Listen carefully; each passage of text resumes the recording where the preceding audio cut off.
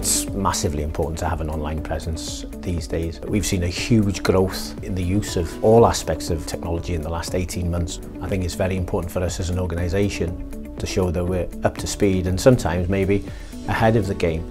When you think of the fact that we've qualified for the European Championships now this summer in France, there are 24 countries including ourselves.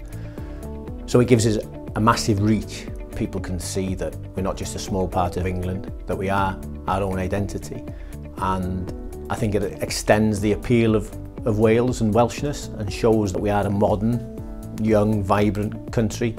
The switch to the new domain name has definitely worked for the Football Association of Wales. I think it gives us an identity which is different to one that we had before. It's proving to be very popular, and I think for anyone based in Wales who is proud of being Welsh, who wants to give that impression of being somewhere different, I think as an association we would recommend it to anyone.